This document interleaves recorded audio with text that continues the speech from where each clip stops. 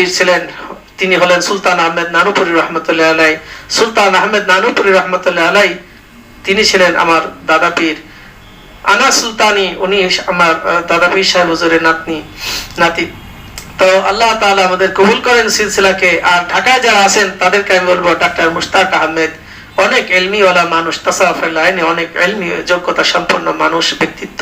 আল্লাহ তাআলা ওনার হায়াতকে নেক হায়াত দ্বারা আরো হায়াত, তরিকতের জগতে এরকম উজ্জ্বল নক্ষত্র।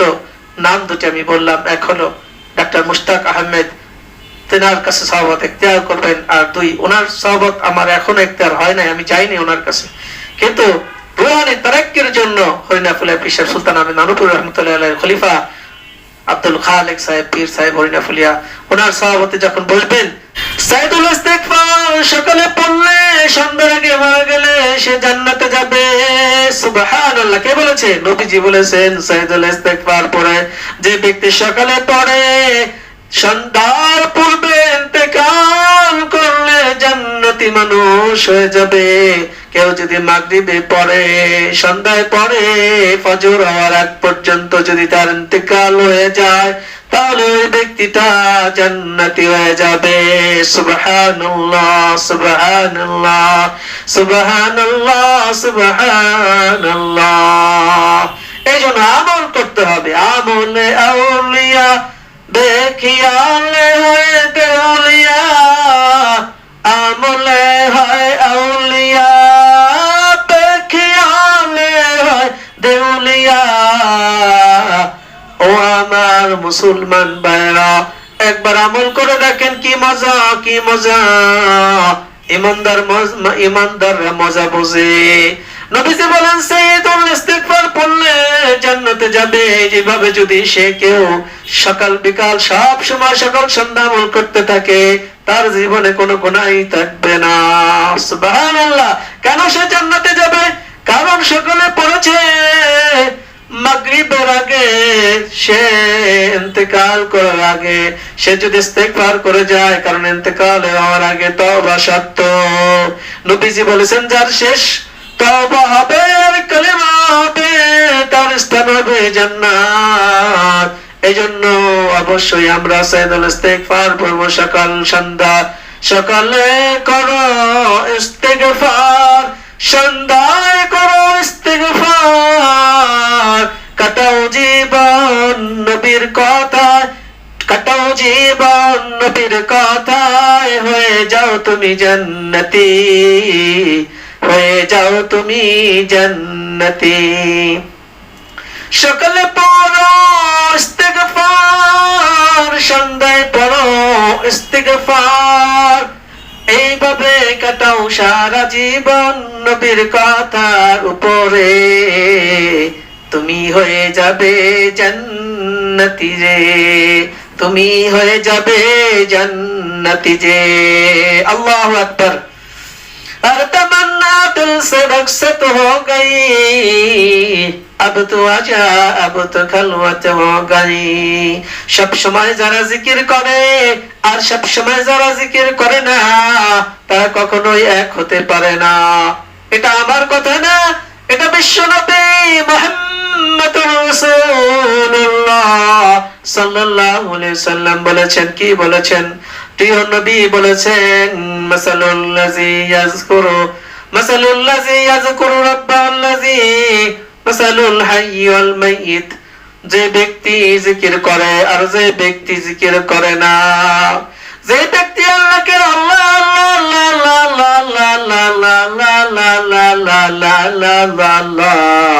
আল্লাহ বলে ডাকে না, আর যে ব্যক্তি আল্লাহ আল্লাহ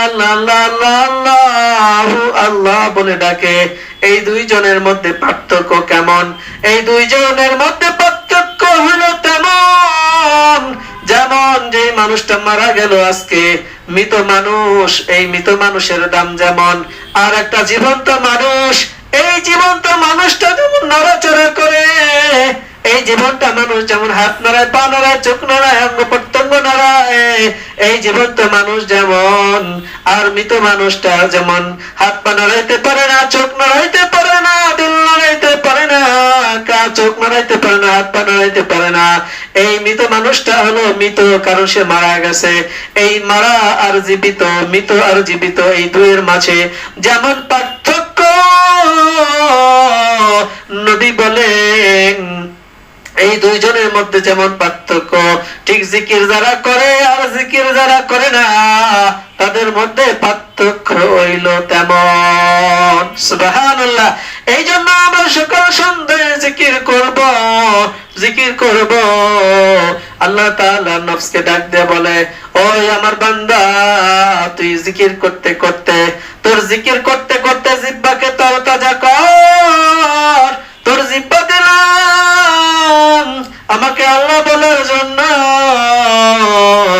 আমার জিহ্বা, আল্লাহ বলে আমার দেয়া জিহ্বা, আমার দেয়া জিহ্বা দিয়া মাখলুকের প্রশংসা করস। ও আমার বান্দা, কেমনে করস? এই জিহ্বা দিয়া মিথ্যা কথা বলস, কেমনে করস? ও আমার বান্দা, এই জিহ্বা দিয়া সুদ খাস, ঘুষ খাস, এই জিহ্বা দিয়া কত আকাম করস। এইগুলো আমি আল্লাহ তাআলা দেখি, আমি আল্লাহ তাআলা তো সহ্য হয় না। আল্লাহ আল্লাহ আল্লাহ তাআলা ডাক দিয়া কয়, আমার বান্দা, ওয়াল্লাযী ইউসাউরুকুম ফিল আরহাম কাইফা ইয়াশাউ লা ইলাহা ইল্লাহুল হাইয়ুল কাইয়্যুম। আল্লাহ তাআলা বলেন, আমার বান্দা, তোর আমি জিহ্বা দিছি আল্লাহ আল্লাহ ডাকার জন্য, কারণ আল্লাহ নামটা পবিত্র।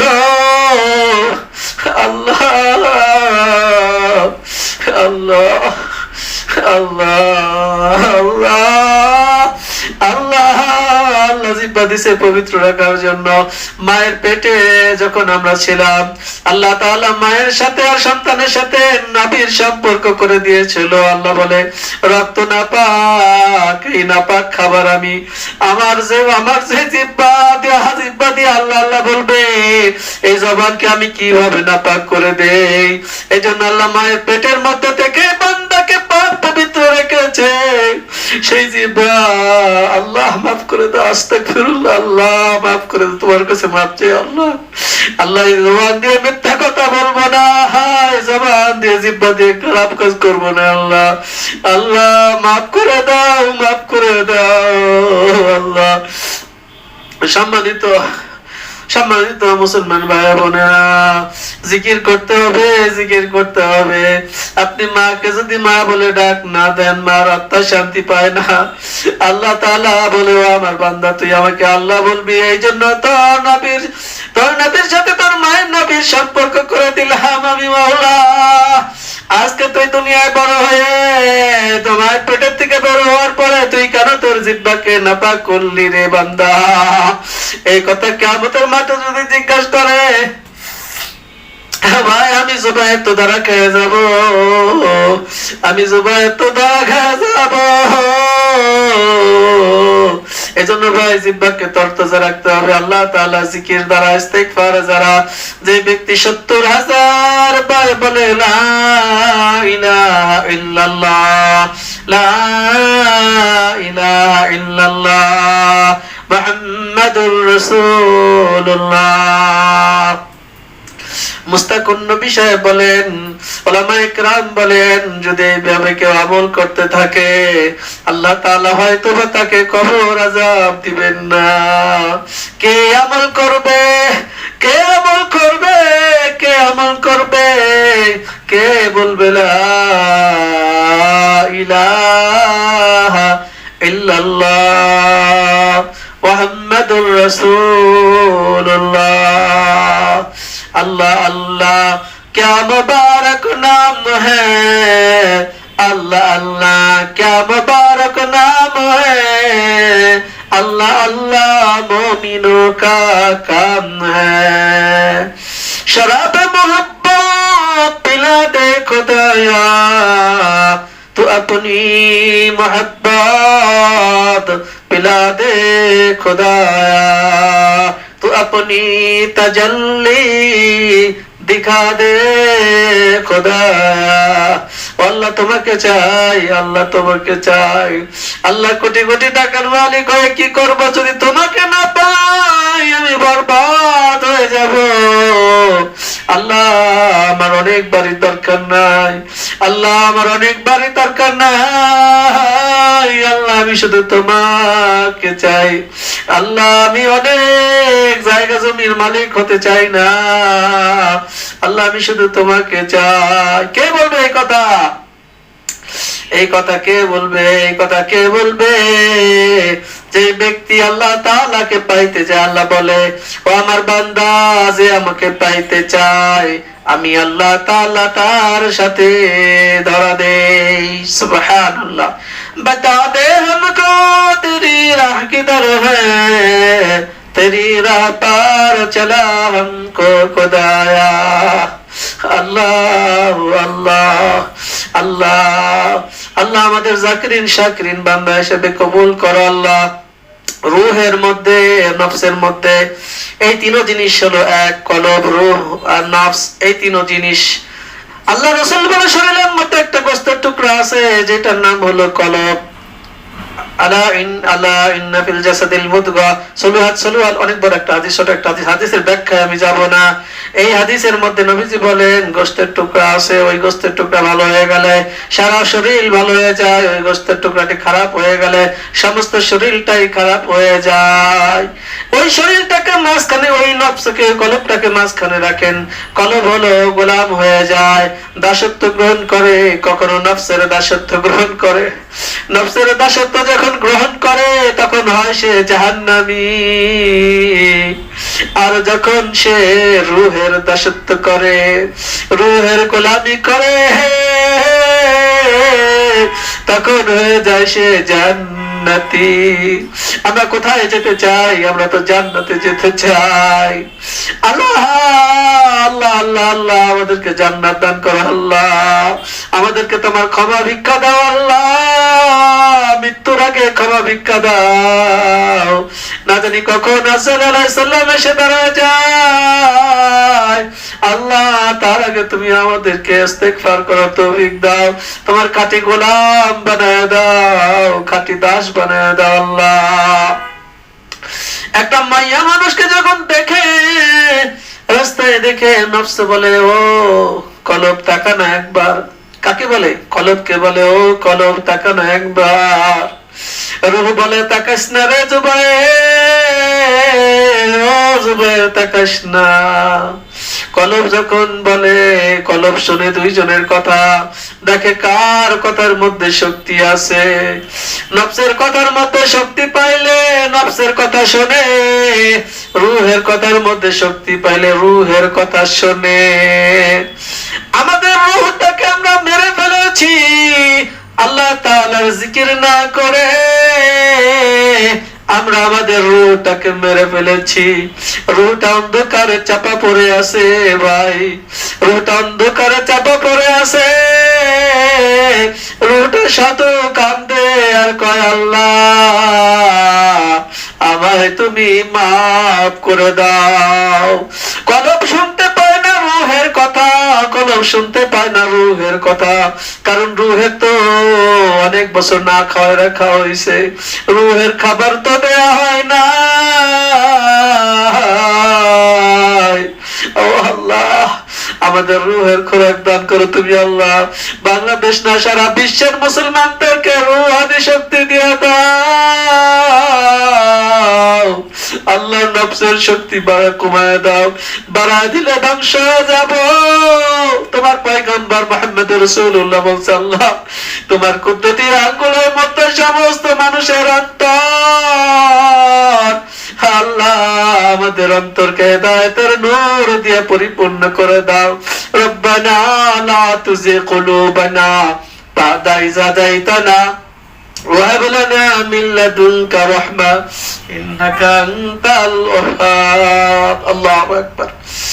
নফস যখন বলে, ওই নফস যখন বলে এই টাকাটা আসলো, 5 লাখ টাকা আসলো, অন্যায় ভাবে এসেছে, রাত্রে চেয়ারম্যান বিচার করতে গেছে, আরে চেয়ারম্যান বিচার করতে যাইয়া 5 লাখ টাকা রাতের আধারে পাইয়া সকালে বিচার করতে যাইয়া, সকালে বিচার করতে যাইবে, রাত্রে বেলায় নফস কয় 5 লাখ টাকা পেয়েছিস, 5 লক্ষ টাকা পেয়েছিস, বিচারটা যেন এই টাকাওয়ালার পক্ষেই হয়। ওয়াসওয়াসা দেওয়া শুরু করে দেয়, আর রূহ বলে আরে অসহায় মানুষটা কি অবস্থা হবে, তার কি অবস্থা হবে, তুই যদি অন্যায় বিচার করিস, তুই যদি অন্যায় বিচার করিস, কিয়ামতের দিন তোকে কিন্তু ধরাত খাইতে হবে।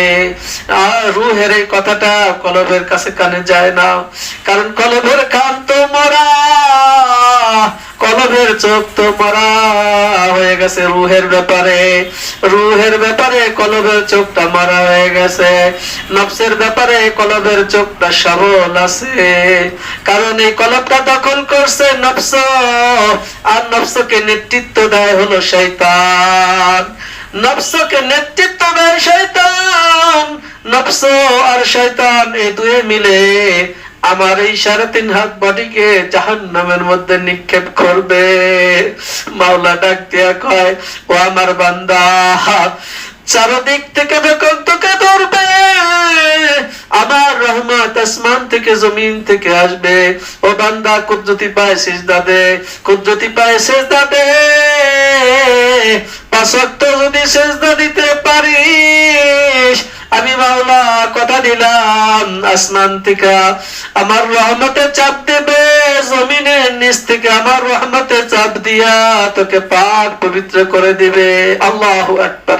এজন্য আমরা সবাই আল্লাহ তাআলার খাঁটি গোলাম হওয়ার চেষ্টা করব। রূহের খাবার হলো আল্লাহ তাআলার জিকির, আর নফসের খাবার হলো ভাত পোলাও মাংস, যত খাবার আছে চোখে দেখা যায়, চোখে দেখা যায়, এগুলো হলো নফসের খাবার, এগুলো হলো নফসের খাবার, এগুলো খাইলে নফস হিষ্ট পিষ্ট মোটা তাজা হয়। উলামায়ে মাশায়েখ বলেন এই জন্য নবীর সুন্নতি তরিকায় খাইতে হবে, তাহলে নফসটা কন্ট্রোল থাকবে, রূহানি শক্তি বৃদ্ধি পাবে। কম খাইলে, কম ঘুমাইলে মানুষের হায়াত বাড়ে। আর রূহের শক্তি, রূহের খাবার হলো আল্লাহ তাআলার জিকির, আল্লাহ তাআলার জিকির। এই জন্য লা ইলাহা ইল্লাল্লাহ বললে 4000 কবিরা গুনাহ আল্লাহ তাআলা দয়া করে মাফ করে দেয়। এজন্য সুবহানাল্লাহ, আলহামদুলিল্লাহ, ওয়া লা ইলাহা ইল্লাল্লাহ, আল্লাহু আকবার। সবচেয়ে ভালো 12 তাসবিহ আমল করেন। 12 তাসবিহ আমল আমাদের প্রত্যেকের ঘরে ঘরে করা দরকার, কারণ এই 12 তাসবিহ হলো অ্যান্টিবায়োটিক, রূহের জন্য অ্যান্টিবায়োটিক, নফসের জন্য অ্যান্টিবায়োটিক। এখন নফস এমন তাজা হয়ে গেছে, খালি 5 ওয়াক্ত নামাজের দ্বারা নফস ঠিক হয় না।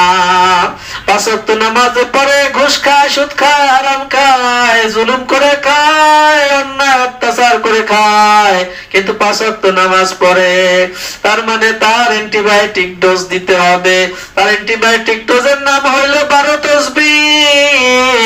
12 তাসবিহ জিকির করলে আল্লাহ তাআলা তার নফসকে কন্ট্রোল করার মতো রূহানি শক্তি আল্লাহ তাআলার পক্ষ থেকে আল্লাহ তাআলা দান করবে। সুবহানাল্লাহ। এজন্য সবার কাছে দরখাস্ত, বুঝে নেন, মাঝখানে হলো কি কলব, ডানে হলো রূহ, বায়ে হলো নফস। মাঝখানে কলব, ডান পাশে রূহ, বাম পাশে হলো নফস। নফসের খাবার কম দিতে হবে, কারণ নফস আমাকে জাহান্নামে নিয়ে যাবে। নফস হলো শরীরটাকে টিকায় রাখার জন্য, শরীরটাকে টিকায় রাখার জন্য আল্লাহ তাআলা নফস দিয়েছে, এই জন্য যাতে করে দুনিয়ার খাদ্য এই সমস্ত খেয়ে নফসটাকে মোটামুটি শরীরটাকে ঠিক রাখা যায়। এই জন্য রূহানি শক্তি বাড়াইতে হবে, রূহানি শক্তি বাড়াইতে হবে। রূহানি শক্তি যখন বৃদ্ধি পাবে, তখন আল্লাহ তাআলা একটা কথা বলছে, কুল আনতুম আনশাতুম শাজারাতাহা। আল্লাহ তাআলা বলছেন যে আমি তাদেরকে কর্ণ দিয়েছি। কুল হুয়াল্লাযী আনশাআকুম ওয়া জাআলা লাকুমুস সামআ ওয়াল আবসারা ওয়াল আফইদা কলিলাম মা তাশকুরুন। কলিলাম মা তাশকুরুন, তারা অল্পই শুকরিয়া আদায় করে, অতি অল্পই শুকরিয়া আদায় করে। কি শুকরিয়া?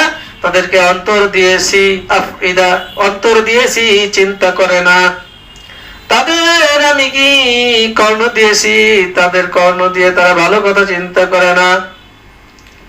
তাদের আমি চোখ দিয়েছি, ওই চোখ দিয়ে ভালো জিনিস তারা দেখে না। এটা কি? মৃত হয়ে গেছে।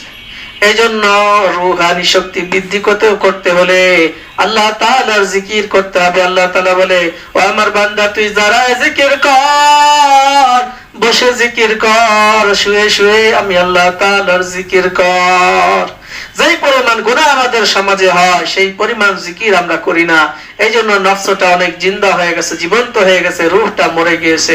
এই রূহানি শক্তি বাড়াইতে হলে উলামায়ে কিরামের সহবত ইখতিয়ার করতে হবে। আমার সব ভিডিওতে আমি বলি, আমি আমার শায়েখ হযরত হরিনাফুলিয়া পীর সাহেব হুজুর, ওনার সহবতে সামান্য সময় বসে থাকলে বুঝবেন কিভাবে চার্জ হয়ে যায় আপনার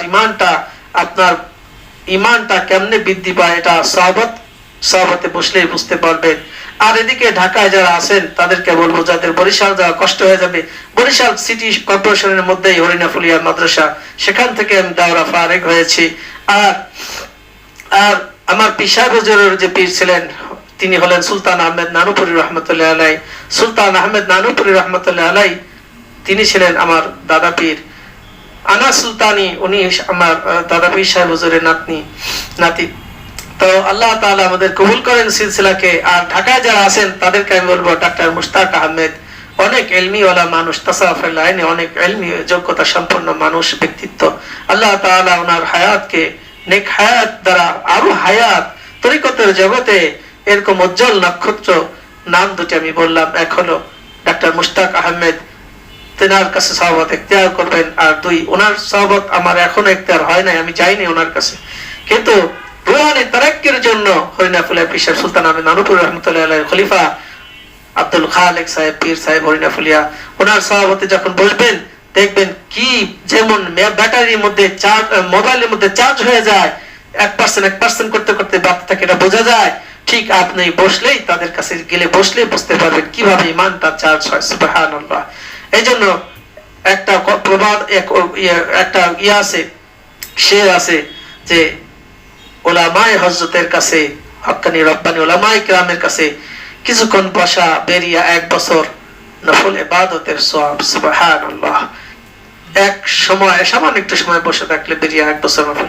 তাই এরকম মনে করেন শত শত বছরের ইবাদত হাসিল হয়ে যাবে যদি একবার বসতে পারেন।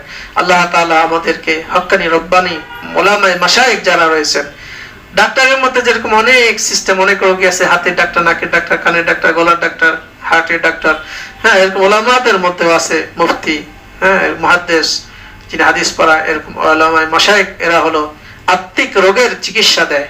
এজন্য আত্মিক রোগ মানে কলবের রোগ, হার্টের রোগ, এটার চিকিৎসা উলামায়ে মাশায়েখ দিবেন। আল্লাহ তাআলা আমাদের সকলকে ডাক্তার মুশতাক আহমেদ এবং হরিনাফুলিয়া পীর সাহেব হুজুর, হ্যাঁ, আব্দুল খালেক সাহেব হরিনাফুলিয়া পীর সাহেব হুজুর, ওনার সওয়াবত ইখতিয়ার করার তৌফিক আল্লাহ তাআলা